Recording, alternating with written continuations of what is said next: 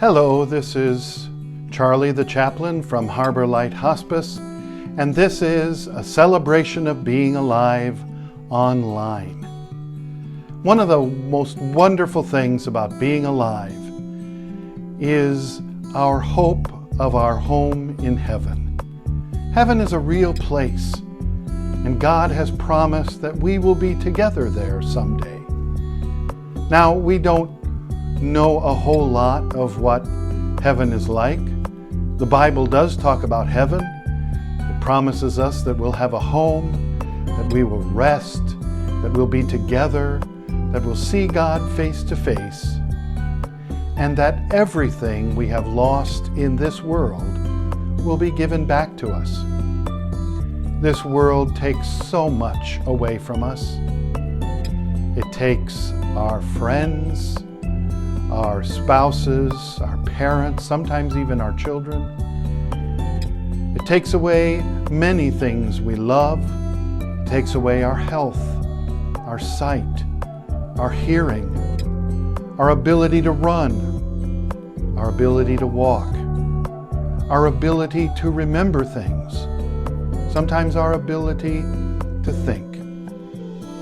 Life takes away so much along this journey, but God promises that there is a place where everything we have lost will be given back to us and more. Today I'd like to share with you a story that is absolutely true.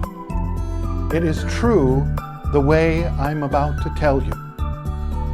I do not embellish this story in order to make it sound better than it is.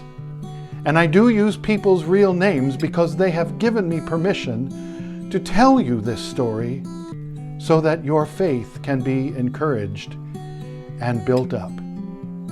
It's the story of loss, but it's also the story of wonderful reassurance that someday all will be well.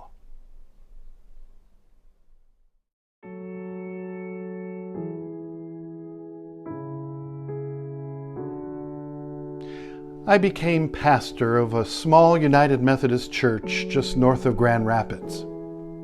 One of the first people I met in that church was Ruth, a young woman who identified herself as the Sunday school superintendent. Ruth stopped by the office one day to tell me about her friend Angie. Angie was one of their Sunday school teachers. But Angie had a terrible tragedy in her life. She gave birth to a stillborn daughter. And ever since that happened, Angie has not taught her Sunday school class, and she has not been back to church. So Ruth asked me to call on Angie and introduce myself to her. Well, when you're a new pastor in a new place, there's a lot of things to do, a lot of people to meet, lots of shut-ins to visit. And I had been pastor of that church for almost 2 months, and I still hadn't met Angie. But one day I had been visiting up in Cedar Springs. I'd been visiting some of our oldest members who were living in a nursing home at that time. And I was driving home and I remembered that it was snowing. The weather had predicted a lot of snow for that day, and I was trying to get home so that I wouldn't get caught in a snowstorm. But as I left Cedar Springs and started to drive down the road south toward Rockford, a voice came into my head. That voice said, "Stop and see Angie." The closer I came to Angie's road, the louder that voice became. Stop and see Angie now. Stop and see Angie today. I drove past Angie's road, thinking that maybe that voice was the voice of my guilt, because I had been pastor for almost 2 months and I had not yet stopped to see Angie. But as soon as I passed the road, that voice became more insistent and more compelling. Stop and see Angie now. Turn around. Go back. See Angie. Finally, I pulled off the road and I opened my briefcase and got out the church directory, and I saw that I had Angie's address. So I turned around and drove back north up the street, and I turned left onto Angie's road and came to her home. I walked up the front deck and I rang the doorbell. Angie came to the door. She was a young woman who looked profoundly sad. She did not smile, and she almost looked like she had been crying that day. I introduced myself. Hi, I'm Charlie. I'm the new pastor of the church. Is this a good time for me to visit? She said, well, it's actually a perfect time, because Angie did daycare in her home, and she told me all the children were asleep. They were taking a nap. So I came into her house and I sat down and I said, well, Ruth Ann asked me to come and see you. And she said, so Ruth Ann told you? And I said, yes, Ruth Ann told me what happened.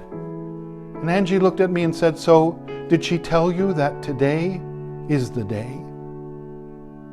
And I looked at her and I said, no, Ruth Ann didn't tell me anything about the day this happened. It turned out that that day that I was visiting Angie was the exact day of the 1-year anniversary of Bethany's birth. It was unbelievable that I had decided to visit that day. I had a 1 out of 365 chance of arriving on that day, and I am not that lucky. So I immediately knew that this was a divinely ordained moment. I listened with compassion as Angie told me how she found out something was wrong, the call to the doctor, the frantic trip to the hospital, having to go through labor and delivery, hoping against hope that the tests could be wrong, and then having that hope shattered when Bethany was stillborn. She said they dressed her in the dress that they planned to bring her home in, a little blue denim dress with pink puffy sleeves. And Angie told me, do you want to see the pictures? She said, we took lots of pictures. She said, a lot of times people don't want to see the pictures because, you know.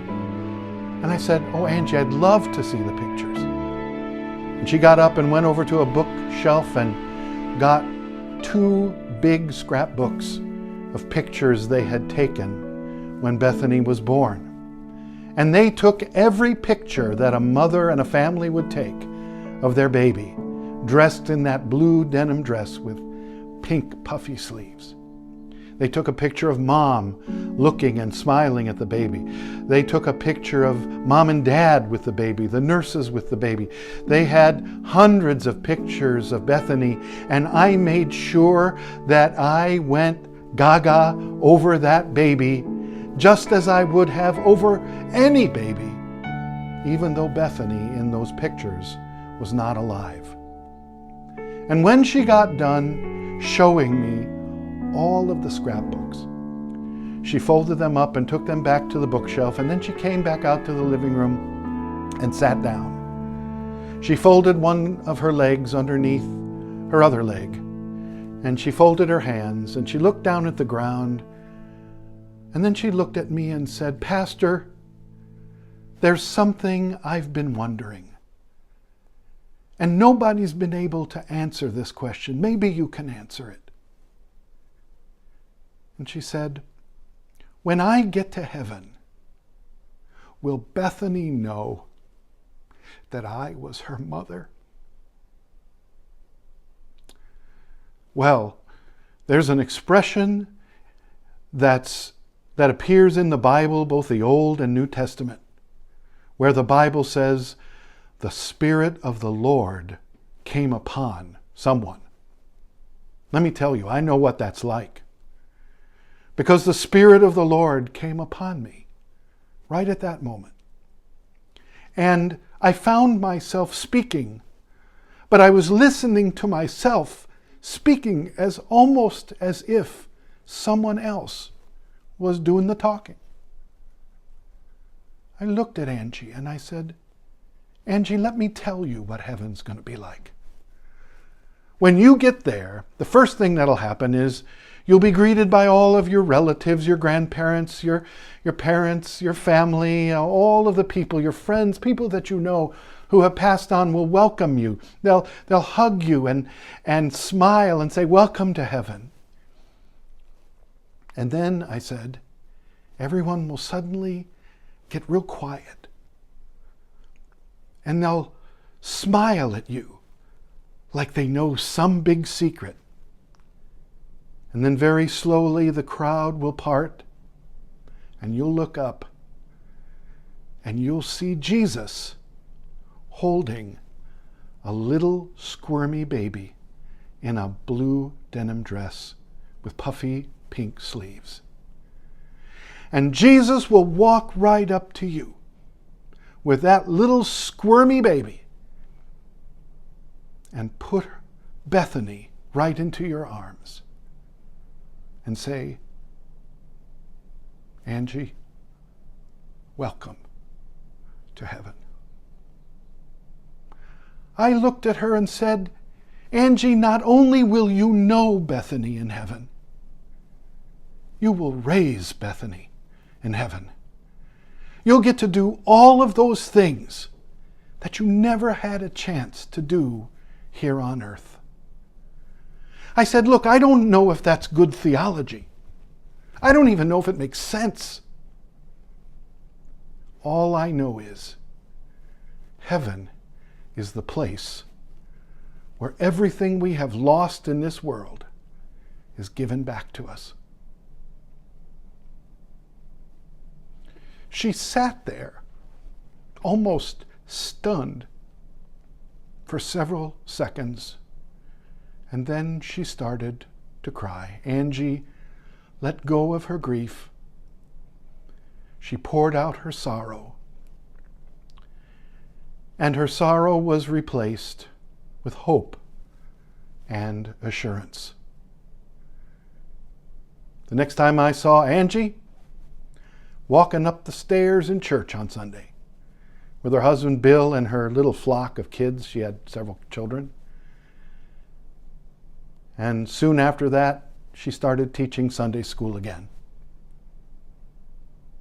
I still look back on that moment as one of the most awesome and powerful moments in 40 years of serving God. It happened a long time ago, but it still amazes me.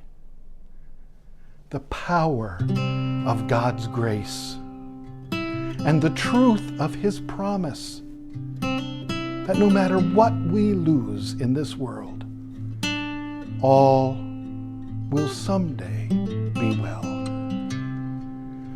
And in the name of the God who loves us perfectly, I tell you, there is nothing that we have lost that will not be found. There is nothing that has been closed that will not be opened. And there is nothing that has ended that will not have a new beginning. And this is the word of the Lord.